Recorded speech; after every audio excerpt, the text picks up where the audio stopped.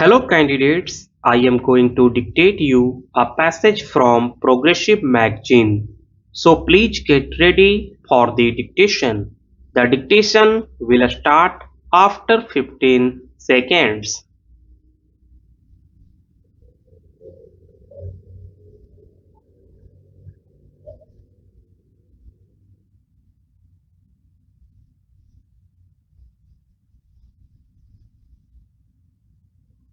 Bombay is a city with a cosmopolitan outlook, and it is a happy coincidence the discussions focusing attention on various aspects of science and technology which have a bearing on the welfare and well-being of society have been organized at this great metropolis.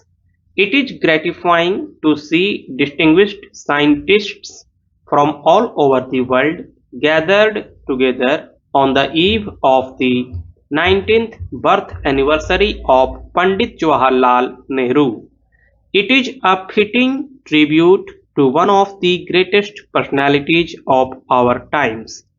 As a student, I was inspired by his charisma and idealism.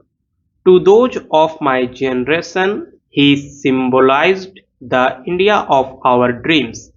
I came into close contact with him when I was a member of the Constituent Assembly, and a little later when I was invited by him to be a member of the Working Committee of the then Indian National Congress.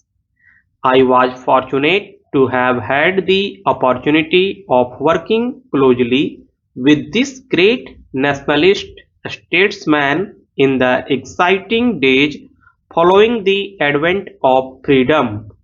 A nobler soul so completely dedicated to the service of the country and its people is hard to find in the history of any nation.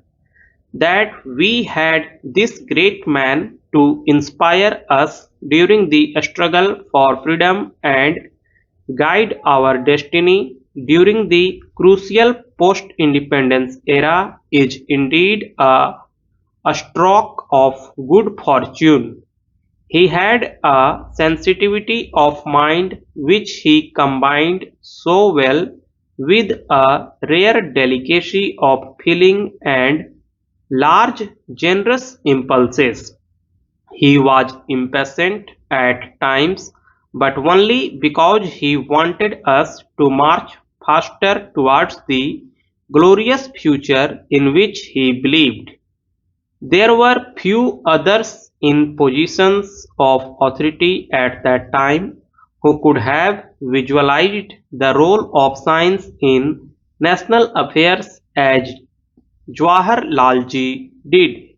He tried to mold our thought and action and place it on a progressive scientific, dynamic and non-communal basis within the framework of existing political and social institutions into which he breathed a new spirit and a new vitality.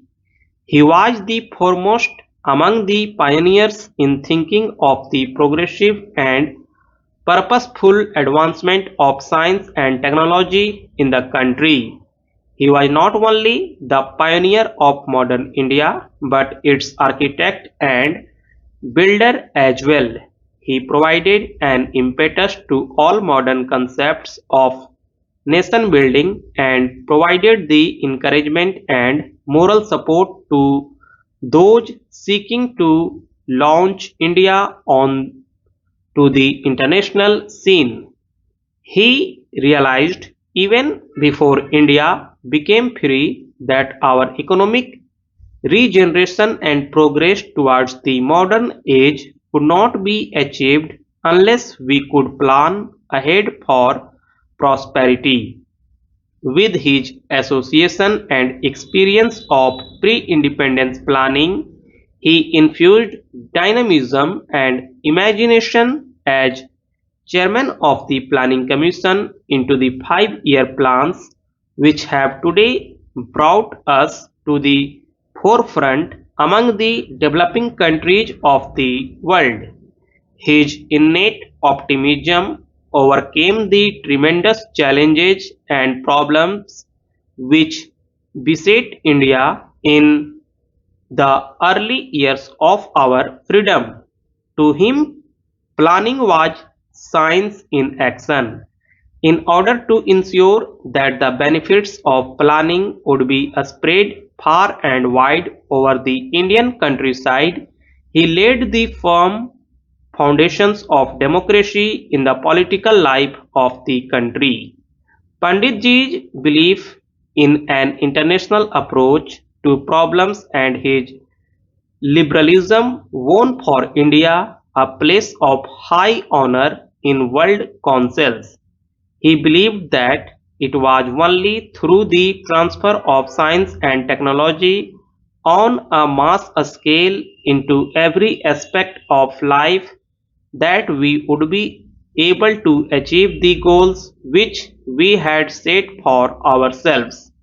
While appreciating the value and importance of nuclear energy, also realized that a thermonuclear war could easily destroy mankind and all moral values so dear to human hearts. It was only to avert this catastrophe that his lone voice could be heard so often at international forums pleading for the lessening of tensions and for the promotion of gradual and mutual understanding between the peoples of the world.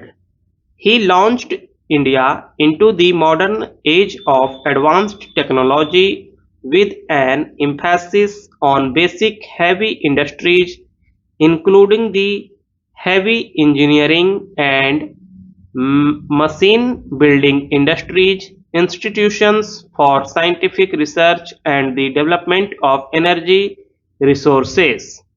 Having laid these foundations for prosperity, he sought to reach the accruing benefits to the people at large. He believed in the decentralization of industries. Such decentralization would scatter the benefits of industrialization throughout the country and, in due course, help to develop and support medium and small scale industries covering a wide spectrum of industrial activity extending down to the village and cottage levels. There has been no greater champion of decentralization than Pandit Ji. He moved in Parliament in 1958 a historical scientific policy resolution which pledged to secure for the people of India all the benefits that can accrue from the acquisition and application of scientific knowledge.